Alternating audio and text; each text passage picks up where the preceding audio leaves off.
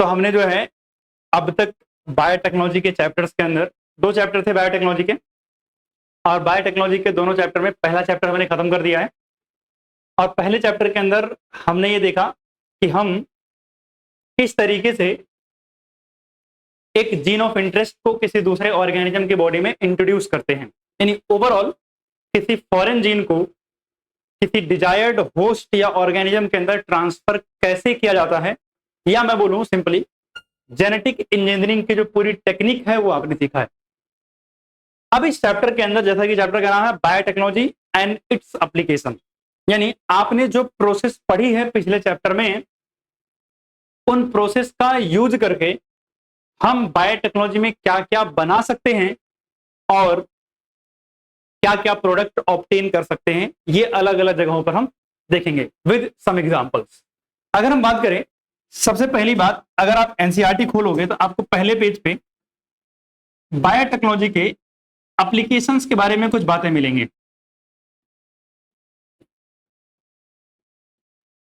Biotech के application के बारे में क्या मिलेंगी, कुछ बातें, और वो बातें जो कुछ हैं वो क्या हैं, पहले इसको समझते हैं।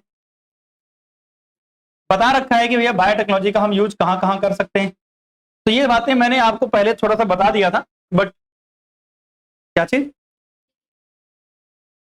अच्छा, एप्लीकेशन का कुछ गायब हो गया है तो उसको सही कर देते हैं।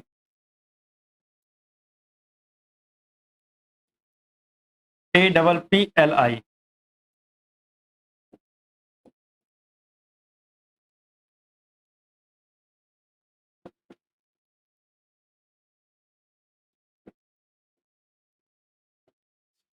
तो अब एप्लीकेशन सही हो गया है। तो मैं क्या कह रहा था कि बायोटेक्नोलॉजी का क्या एप्लीकेशन है, ये कुछ बातें मैं पहले भी बता चुका हूं, बट एक बार फिर से देखते हैं। सबसे पहले अगर हम बात करें तो हमने समझा था कि बायोटेक्नोलॉजी को हम कहां इस्तेमाल कर सकते हैं, डायग्नोस्टिक्स में। किसमें इस्तेमाल कर सकते हैं, डायग्नोस्टिक, मतलब लैब टेस्टिंग के अंदर, ब्लड टेस्टिंग के अंदर। आपको पता है हम पहले के जमाने में क्या करते थे, ब्लड टेस्ट करवाते थे। अब ब्लड टेस्ट में जनरली यूरिन एनालिसिस और सीरम एनालिसिस होता है, और ये सब ट्रेडिशनल टेक्निक थी। इन सारी टेक्निक के कुछ नुकसान थे कि इन टेक्निक में बीमारी आपको हो जाएगी थोड़ा बढ़िया से तो आपको पता चलता था। इसका यही डिसएडवांटेज था कि बीमारी बहुत लेट डिटेक्ट कर पाते थे बाय ट्रेडिशनल डायग्नोस्टिक टेक्निक्स।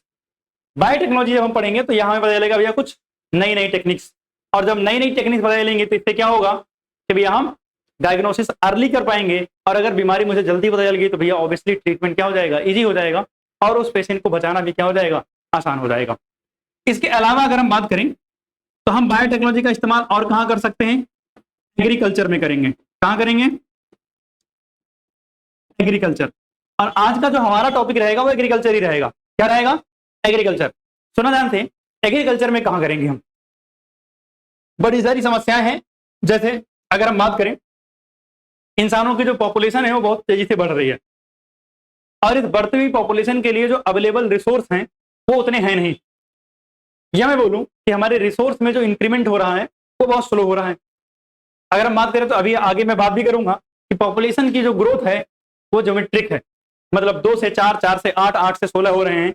लेकिन अगर मैं रिसोर्स के ग्रोथ की बात करूं तो कैसा है, अर्थमेटिक है, 2 से 4, 4 से 6, 6 से 8। तो अगर आप बात करोगे तो एक समय आएगा कि पॉपुलेशन ज्यादा होगी और रिसोर्स क्या होंगे, कम होंगे। तो इस बढ़ती हुई पॉपुलेशन को खाना खिलाने के लिए, फीड करने के लिए हमारे पास बहुत सारे तरीके थे, बहुत सारे तरीके हैं to increase the food production. और वो तरीके क्या है, एग्रोकेमिकल बेस्ड एग्रीकल्चर, यानी केमिकल्स फर्टिलाइजर वगैरह का इस्तेमाल करके, ऑर्गेनिक फार्मिंग, और जेनेटिकली मॉडिफाइड क्रॉप या ऑर्गेनिज्म।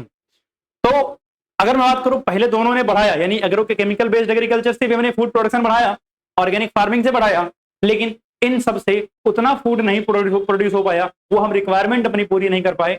तो इसलिए हमारे पास किसकी इन्वॉल्वमेंट होगी, बायोटेक्नोलॉजी की। अब बायोटेक्नोलॉजी हमें कैसे हेल्प करेगी और किस तरीके से इस प्रॉब्लम का सोल्यूशन निकालेगी और किस तरीके से हमें फूड प्रोडक्शन में हेल्प करेगी, ये सब बातें हम एग्रीकल्चर में देखेंगे। ठीक, एग्रीकल्चर के बाद अगर हम बात करें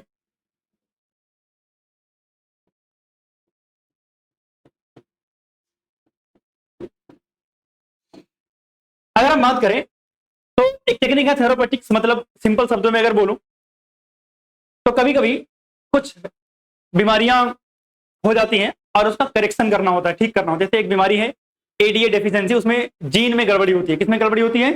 जीन में गड़बड़ी होती है।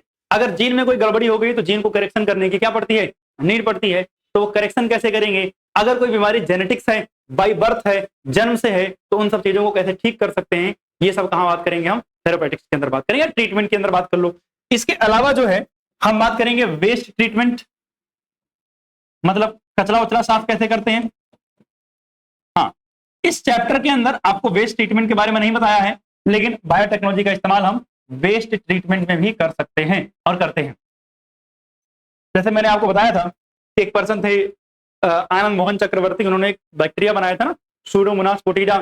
वो बैक्टीरिया करता, अगर तालाब वालाब के अंदर क्या बच जाए, पानी वगैरह स्पिल्स हो जाते हैं, वो पानी करो, ऑयल अगर गिर जाता है तो ऑयल को क्लीन कर देगा। तो मतलब हम कई बार ट्रीटमेंट में भी इस्तेमाल करते हैं। इसके अलावा अगर बात करूं तो आपने microbes in human welfare chapter पढ़ा है, वहां आपने देखा था कि सीवेज ट्रीटमेंट प्लांट के अंदर भी हम माइक्रोब्स का ही इस्तेमाल कर रहे थे, ट्रेडिशनल बायोटेक्नोलॉजी थी। इसके अलावा जो है हम क्या कर सकते हैं, बायोटेक्नोलॉजी का बायो रिमीडिएशन के अंदर यूज कर सकते हैं। हम यूज कर सकते हैं बायोटेक्नोलॉजी कहां पर? फूड प्रोसेसिंग के अंदर, फूड प्रोसेसिंग के अंदर। कहां पे? फूड प्रोसेसिंग के अंदर हम बायोटेक्नोलॉजी का यूज कर सकते हैं। हम बायोटेक्नोलॉजी का यूज कर सकते हैं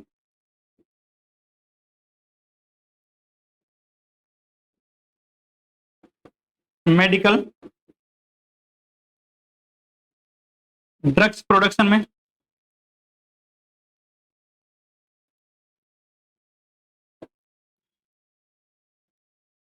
हम बायोटेक्नोलॉजी का यूज कहां कर सकते हैं? और एनर्जी प्रोडक्शन में। कहां कर सकते हैं? Energy production. यानी ये सारी फील्ड हैं जहां बायोटेक्नोलॉजी का यूज किया जा सकता है। इसके अलावा आपको पता है जेनेटिकली मॉडिफाइड ऑर्गेनिज्म आते हैं, जेनेटिकली मॉडिफाइड क्रॉप्स आती हैं, ये सब भी क्या होते हैं? बायोटेक्नोलॉजी के अलग अलग यूज हैं या एप्लीकेशंस हैं। तो ये हमारा हो गया क्या कि बायोटेक्नोलॉजी का हम यूज कहां कहां कर सकते हैं।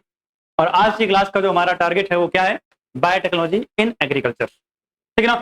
तो इसको बनाने के बाद हेडिंग डालोगे application of biotechnology in agriculture, in agriculture.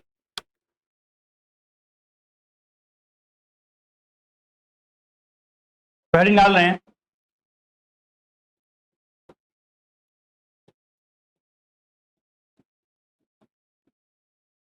Application of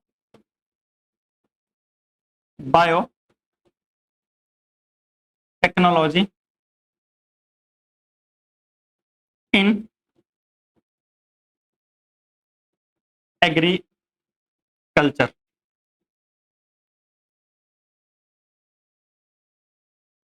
application of biotechnology in agriculture, यानी एग्रीकल्चर में बायोटेक्नोलॉजी का क्या यूज हो सकता है, इसको समझते हैं। सबसे पहली बात अगर हम बात करें, जैसे कि मैं ये बता रहा था, growth of population, growth of population. अगर हम ग्रोथ ऑफ पॉपुलेशन की बात करें तो कैसी हो रही है ग्रोथ? 2 से कितने? 4, और 4 से कितने? 8, 8 से कितने? 16। इसको बोलते हैं हम ज्योमेट्रिक ग्रोथ। कौन सी ग्रोथ है? ज्योमेट्रिक ग्रोथ है। यानी पॉपुलेशन की ग्रोथ कैसी है? जियोमेट्रिक ग्रोथ हो रही है। कैसी ग्रोथ हो रही है? ज्योमेट्रिक ग्रोथ हो रही है।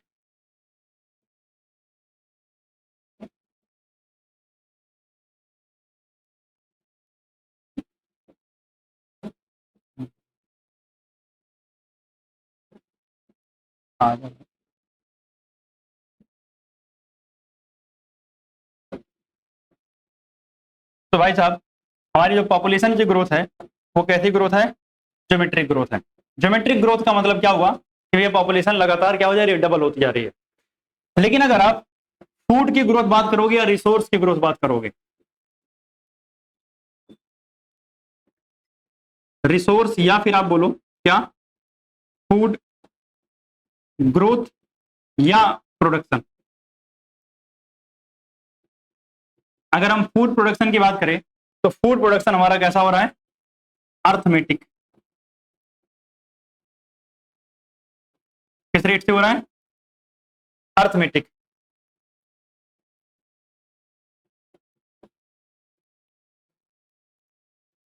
आप सुना ध्यान से, अगर हम अर्थमेटिक ग्रोथ की बात करें तो इसका मतलब क्या हुआ कि 2 से क्या होंगे 4, और 4 से क्या होंगे 6, 6 से क्या होंगे 8। आप समझो, दो दो मतलब रिसोर्स और लोग बराबर हैं, ठीक है, सबको खाना मिल रहा है। 4 और 4 पे भी ठीक है, लेकिन 8 हुआ 6 हुआ मतलब 2 लोगों का खाना गायब। अब 2 लोग क्या भूखे मरेंगे, या फिर आगे कितने लोगों का गायब हो गया, 8 लोगों का, यानी 50% लोगों का खाना गायब हो गया। ये लोग क्या करेंगे, इनको मरने के लिए छोड़ दें। तो इन सब लोगों के लिए या इस प्रॉब्लम का जो सॉल्यूशन है वो कहां मिलेगा आपको, बायोटेक्नोलॉजी, यानी और बेटर प्रोडक्शन। यानी अगर हम प्रोडक्शन क्या करना चाह रहे हैं, अच्छा करना चाह रहे हैं, बढ़ाना चाह रहे हैं, तो हमारे पास 3 ऑप्शन है। कितने ऑप्शन है, 3 option. First option, agro chemical based agriculture, agrochemical based agriculture. Second is organic farming, organic farming. और third is genetically modified crop, genetically modified crops. यानी इनका इस्तेमाल करके हम फूड प्रोडक्शन को बढ़ा सकते हैं। हमारे पास ये 3 ऑप्शन अवेलेबल है। अब इन 3 ऑप्शन में से जो सबसे पहला ऑप्शन है that is agrochemical based agriculture, सबसे पहले हम इसकी बात करते हैं। Agro chemical based agriculture.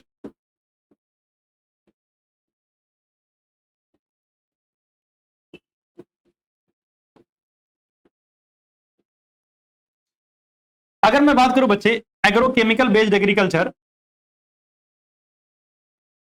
तो इसमें एक चीज आपको ये देखने को मिलेगी, वो है ग्रीन रिवोल्यूशन। आपने ये नाम पहले भी सुना होगा, ग्रीन रिवोल्यूशन, जिसे हम बोलते हैं हिंदी में हरित क्रांति। क्या बोलते हैं, हरित क्रांति। ग्रीन रिवोल्यूशन को स्टार्ट करने वाले जो पर्सन थे उनका नाम था नॉर्मन ई बोरलॉग। क्या नाम था, नॉर्मन बोरलॉग भी बोल सकते हो। पहले ये था आपके पास चैप्टर, बट ये डिलीट हो गया है चैप्टर, तो उसकी कुछ चीजें जो है इस चैप्टर में डाल दी गई हैं। उसमें से जो आपका ऑर्गेनिक फार्मिंग और थोड़ी बहुत चीजें हैं वो यहाँ मिलेंगी। तो अगर हम बात करें ग्रीन रिवोल्यूशन की, तो ग्रीन रिवोल्यूशन जब हुआ था तो ग्रीन रिवोल्यूशन से फूड प्रोडक्शन कितनी हो गई थी, ट्रिपल हो गई थी। यानी ग्रीन रिवोल्यूशन की वजह से फूड प्रोडक्शन क्या हुआ, फूड प्रोडक्शन क्या हुआ, ट्रिपल। बट एट क्या था, इसके बावजूद भी कम था जितनी पॉपुलेशन थी हमारी। सही बात है, यानी एट इनसफिशियंट, यानी हमारी रिक्वायरमेंट क्या हुई, पूरी नहीं हुई फिर भी। अब भाई हमने ग्रीन रिवोल्यूशन में ऐसा क्या किया था कि फूड प्रोडक्शन क्या हो गई, 3 गुना बढ़ गई। तो ग्रीन रिवोल्यूशन के अंदर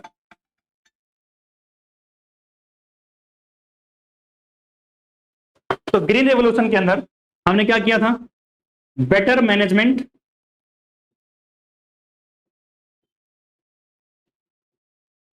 यानी बढ़िया तरीके से मैनेजमेंट किया था। और क्या किया था, improved variety, improved high yield variety,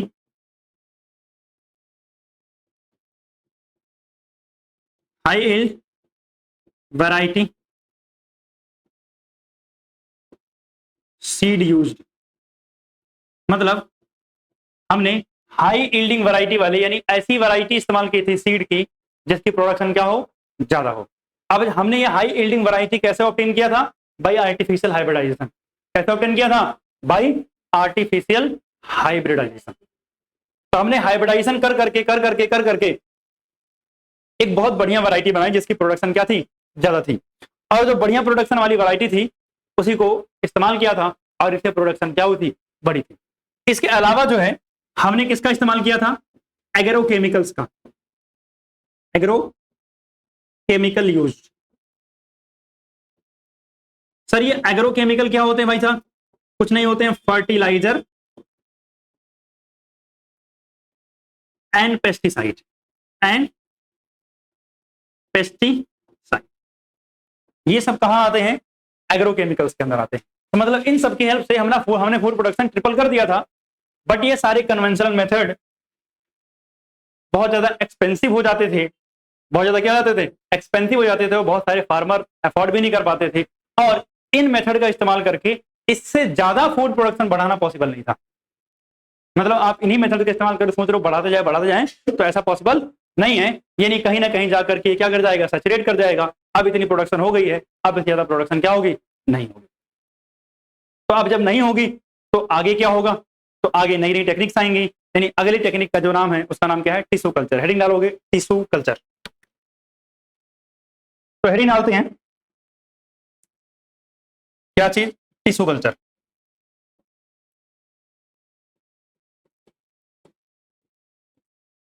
tissue culture. अच्छा, ये सारे टॉपिक जो चल रहे हैं ये सब एग्रीकल्चर में ही चल रहे हैं और लगभग अगली क्लास तक ये सब कुछ एग्रीकल्चर ही चलता रहे। मतलब एग्रीकल्चर का जो टॉपिक है वो बड़ा है, उसके बाद के सारे टॉपिक छोटे छोटे से। तो अगर हम बात करें टिश्यू कल्चर की तो आपने बचपन में पढ़ा है कि हम क्या करेंगे, कोई एक प्लांट लेंगे। क्या लेंगे? एक कोई प्लांट। जैसे मान लिया हमारे पास क्या है, ये एक प्यारा सा प्लांट है, ठीक है ना, कोई बात नहीं है, लगे या नहीं लगे चल जाएगा।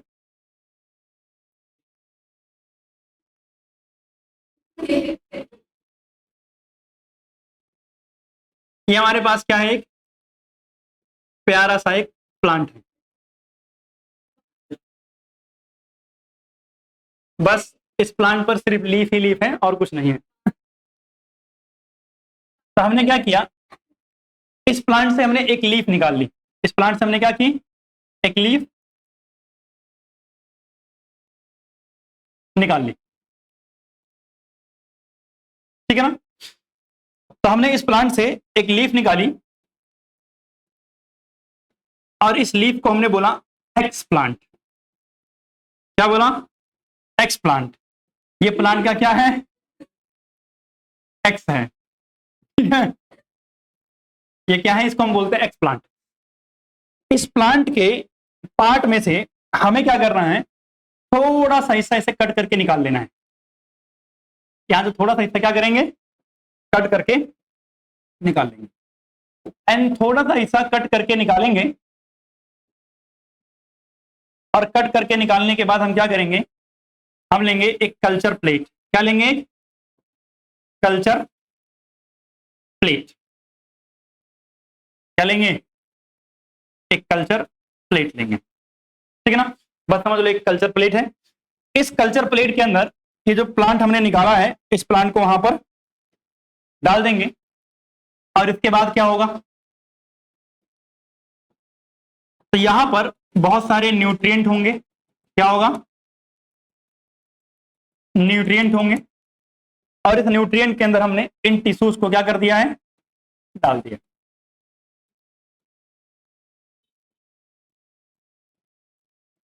ठीक, ये क्या है, टिश्यू है और ये हमारा है कल्चर मीडिया। और जब हम इन प्लांट को ग्रो करेंगे तो ग्रो करने के बाद इससे हमें क्या मिलेगा, न्यू प्लांट्स मिलेंगे। क्या मिलेंगे? नए प्लांट्स मिलेंगे। तो मतलब हमने क्या किया, प्लांट के किसी एक पार्ट का इस्तेमाल किया, उसको एक कल्चर मीडियम में ले गए, उसके टिश्यूज को ग्रो किया और ग्रो करने के बाद हमने पूरा प्लांट बना लिया। इसी को हम क्या बोलते हैं? टिश्यू कल्चर बोलते हैं। तो टिश्यू कल्चर, हाँ, अगर टिश्यू की बात करें या टिश्यू कल्चर की बात करें तो टिश्यू कल्चर में क्या हो रहा है? प्रोडक्शन ऑफ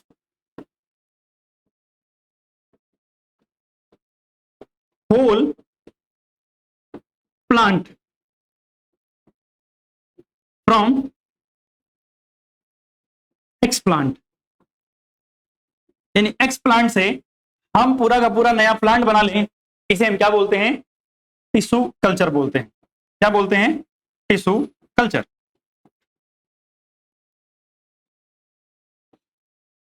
अब सर ये बात बताओ कि ये एक्स प्लांट जो है क्या है? एक्स प्लांट भैया पुराने प्लांट का पार्ट है। तो ये भी आपको बताना चाहिए कि हम एक्स प्लांट किसको बोलते हैं और हम कौन सा पार्ट लेंगे। तो सुना ध्यान से, any part of the plant, any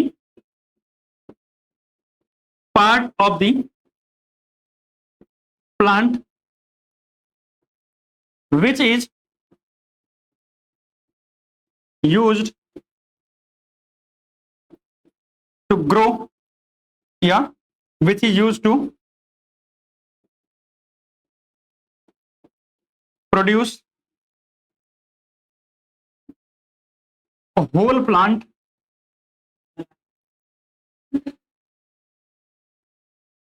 in sterile and nutrient suitable nutrient media।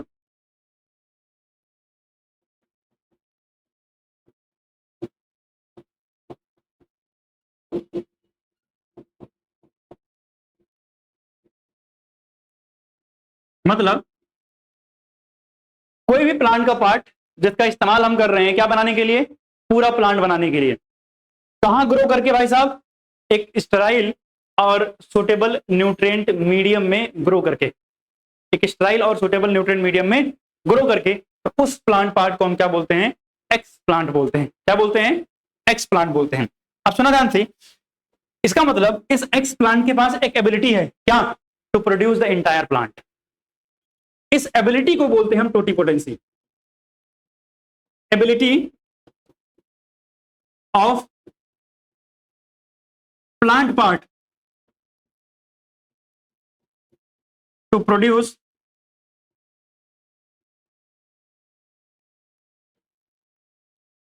Whole plant, इसको हम क्या बोलते हैं? टोटी पोटेंसी बोलते हैं। हाँ, क्या बोलते हैं? टोटी पोटेंसी बोलते हैं। क्लियर बात? नोट डाउन करो इसको, आगे चलते हैं। सुनना, हाँ मेरी बात सुनना ध्यान से। अगर हम बात करें तो आपको पता होना चाहिए कि भैया न्यूट्रिएंट मीडिया कौन सा होगा।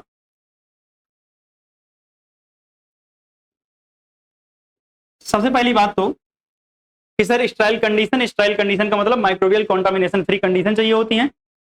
वो कैसे ऑब्टेन करते हैं ये आपको पढ़ना नहीं है, हमें बस इतना जानना है कि कौन कौन से न्यूट्रिएंट मीडिया चाहिए होते हैं, या जहां पर हम ग्रो कर रहे हैं प्लांट को उसमें कौन कौन सी चीजें अवेलेबल होनी चाहिए। पहली बात तो कार्बन सोर्स होना चाहिए। क्या होना चाहिए? Carbon source. कार्बन सोर्स क्या हो सकता है सर? मोस्टली हम इस्तेमाल क्या करते हैं? सुक्रोज। क्या करते हैं? सुक्रोज। इसके अलावा वहां क्या होना चाहिए? विटामिन होना चाहिए। क्या होना चाहिए?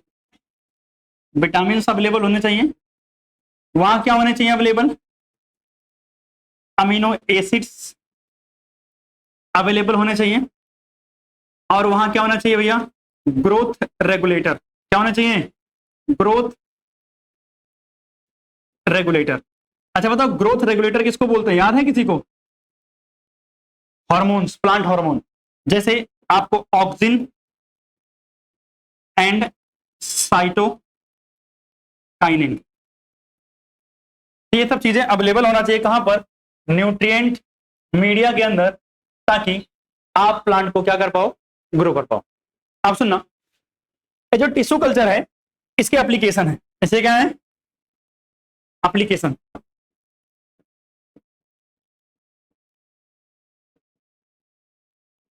क्या है application of tissue culture.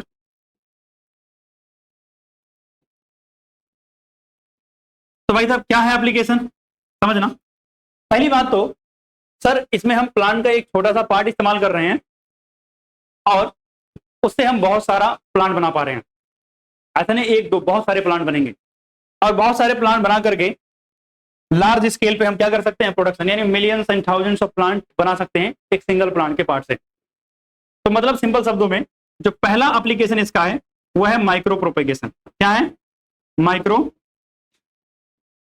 Propagation. अब सर ये माइक्रो प्रोपेगेशन क्या होता है भाई साहब? माइक्रो प्रोपेगेशन होता है producing thousands of plants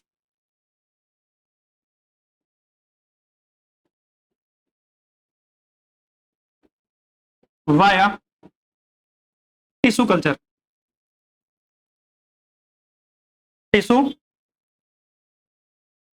culture in short duration, in short duration, यानी कम समय के अंदर बहुत सारे प्लांट बना लेना, कम समय के अंदर बहुत सारे प्लांट बना लेना टिश्यू कल्चर से।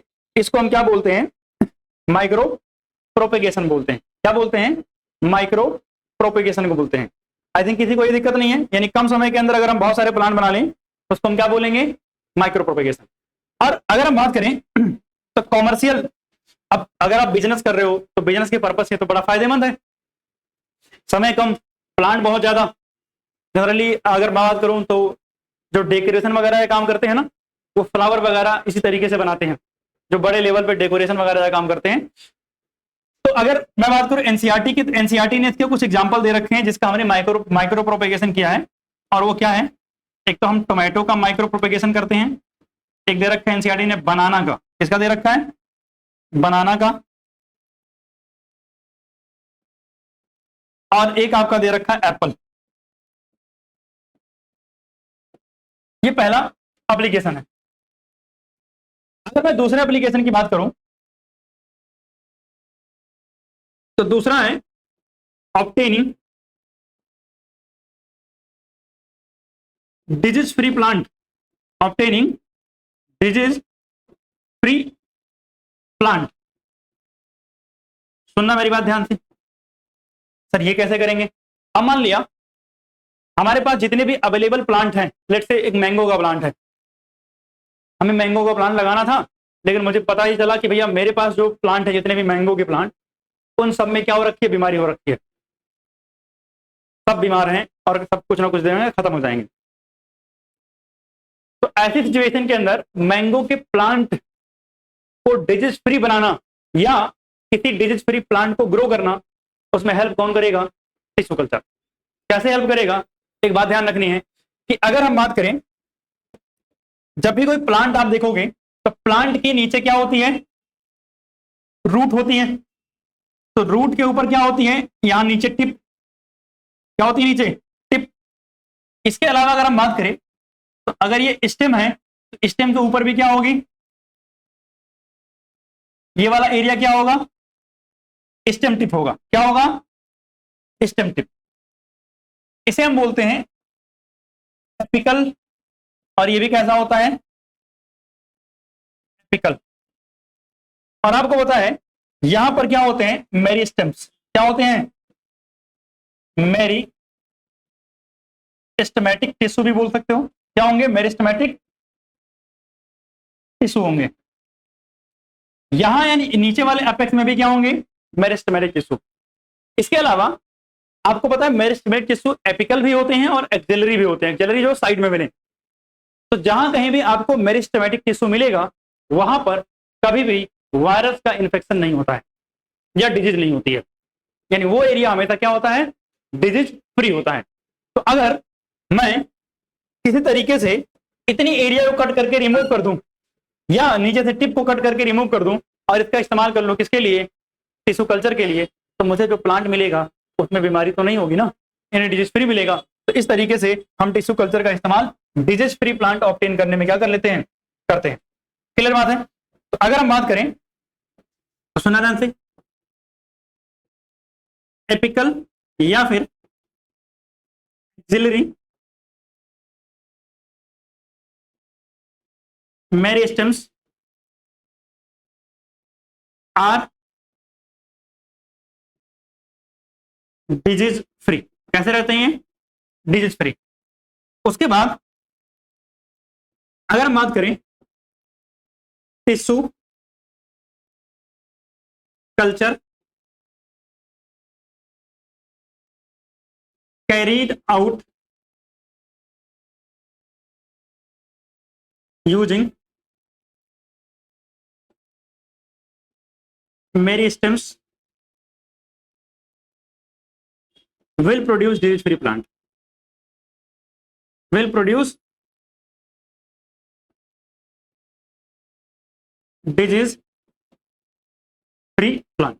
यानी इससे मुझे क्या मिलेगा भाई साहब, डिजीज फ्री प्लांट मिलेगा। एक्सिलरी है, अच्छा एयू होता है, ऑक्सिलरी होता है, एक्सिलरी होता है, जस्ट इसको थोड़ा सा इधर शिफ्ट करना पड़ेगा। ऑक्सिलरी। अब सुनना,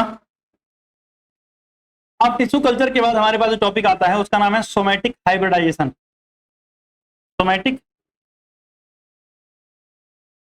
हाइब्रिडाइजेशन।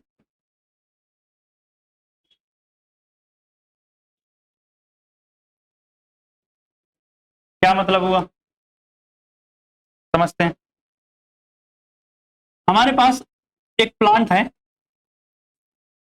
उस प्लांट का नाम है ए, और हमारे पास एक प्लांट है, उस प्लांट का नाम है बी। इस प्लांट ए के बाद कुछ ऐसे कैरेक्टर हैं जो मुझे रिक्वायर्ड हैं, और प्लांट बी के बाद भी कुछ ऐसे कैरेक्टर हैं जो मुझे चाहिए। तो मुझे एक ऐसा प्लांट बनाना है जो दोनों का क्या हो, कॉम्बिनेशन हो। तो इसके लिए हम क्या करते हैं, प्लांट ए से क्या करेंगे, सेल निकालेंगे, आइसोलेट सेल। क्या करेंगे हम, सेल आइसोलेट करेंगे, और यहां भी क्या करेंगे हम, आइसोलेट सेल करेंगे। ठीक है ना। जब सेल को आइसोलेट कर देंगे तो हम क्या करेंगे,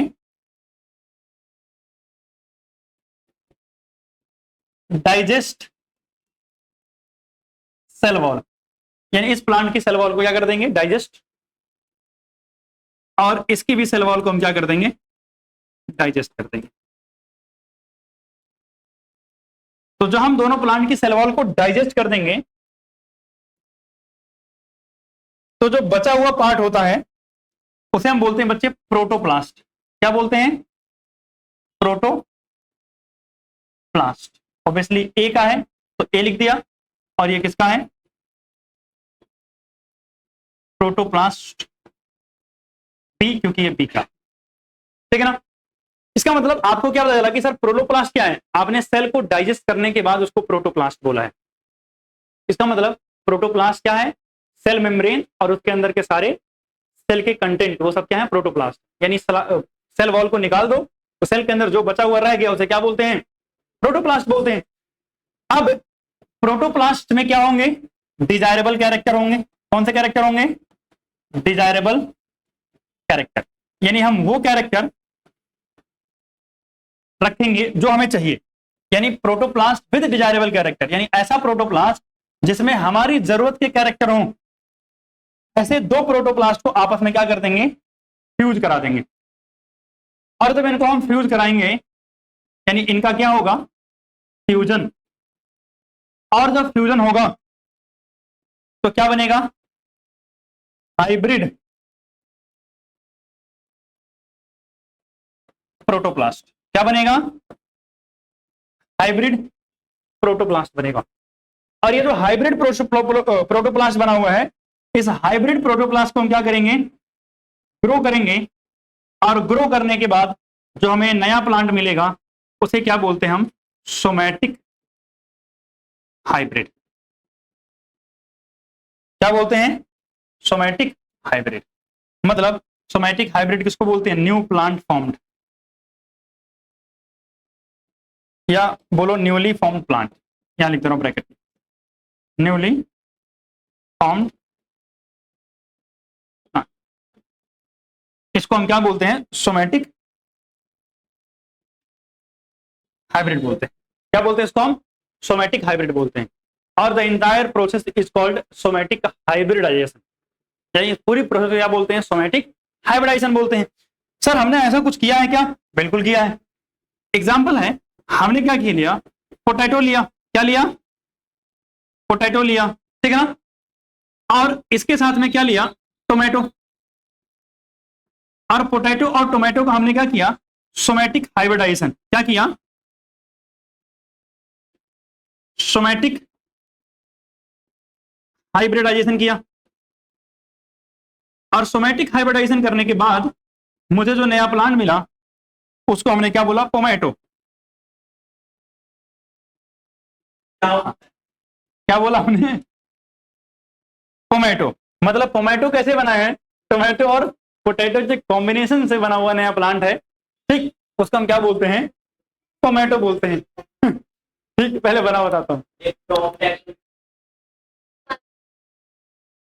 तो आपको दिख रहा है ये टोमेटो है, ठीक है ना। तो मतलब हम करने जो कुछ भी कर सकते हैं, ठीक है। अंदर से टमाटर है और बाहर से आलू है, इसी को हम क्या बोलते हैं? टोमेटो बोलते हैं। अच्छा, इस टेक्निक का भी नुकसान क्या है कि जैसे कि मैंने प्रिंसिपल एंड प्रोसेस वाले चैप्टर में बताया था कि जब कभी भी आप हाइब्रिडाइजेशन करते हो तो कई सारे ऐसे कैरेक्टर भी आ जाते हैं जो आपको नहीं चाहिए थे, अनडिजायरेबल कैरेक्टर भी आते हैं। तो क्वेश्चन ये है कि सर क्या इसका भी कोई अल्टरनेट ऑप्शन है कि अनडिजायरेबल कैरेक्टर ना मिले, केवल और केवल डिजायरेबल कैरेक्टर मिले, यानी जो चाहिए था मुझे बस वही मिले? तो यस, ये पॉसिबल है। और ये पॉसिबल कैसे है? बायोटेक्नोलॉजी के थ्रू। यानी आज हमने जो पढ़ा है वो वाला पोर्शन पढ़ा है जो आपका एक चैप्टर डिलीट हुआ था, उस डिलीटेड चैप्टर का कुछ हिस्सा इस चैप्टर के अंदर लाके डाल दिया गया है। तो एक्चुअल में बायोटेक्नोलॉजी अगर पुरानी एनसीईआरटी के हिसाब से देखोगे तो स्टार्ट अगली क्लास से होगी। तो मिलते हैं बाकी अगली क्लास में, आज के लिए बस यहीं तक, ठीक है।